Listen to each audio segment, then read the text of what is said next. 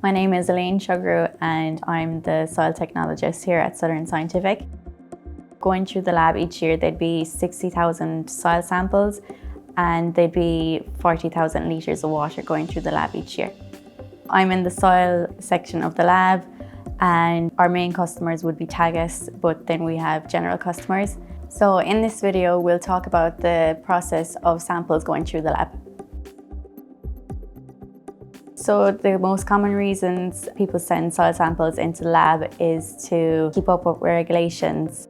For example, to figure out what lime requirement they need for their fields and to test the nutrient value of their soils, to know exactly how much fertilizer they have to spread, for example, their P and K. And we also test for micronutrients, so that'd be magnesium, zinc, boron, etc. So the main reasons customers would send in a water sample would be to keep up with regulations, buying a new house, and a private well. Some of the reasons why people would be testing their water would be for E. coli, enterococci, THMs, and pesticides. Businesses have to get water tested on a regular basis to comply with regulations. Once Southern Scientific receives the sample, it first goes to registration, where the sample is registered and logged in the system. The samples are logged under the customer's name, as well as their address, and the number of samples are also logged, and the analysis which is required is logged. Then the sample is ready for preparation. It is tested for integrity to make sure the sample is fit for analysis.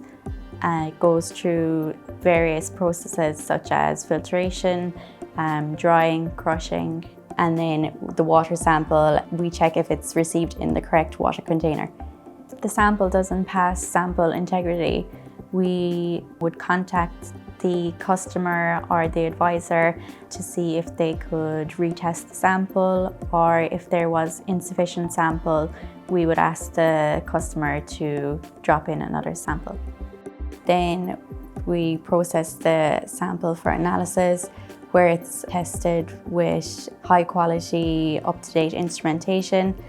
After analysis, the results are checked, and we also check the control to make sure the results are accurate. And then once the results are correct, we send the report out to the client or the advisor.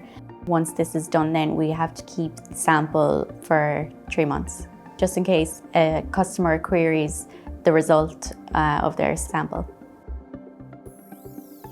I would say quality control is vital in any lab setting. It ensures that results are accurate and it ensures that quality is met.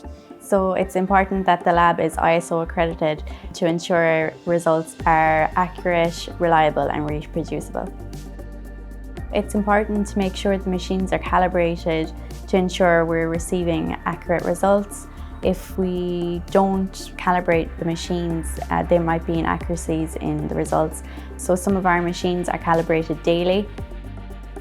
Blank samples are control samples that are run after every 10 samples, and they're run to ensure solutions and instrumentation are running correctly. So if a customer wants to query their results, they can ring in reception or the manager or myself, the soil technologist, and we would go through the breakdown of their results with them.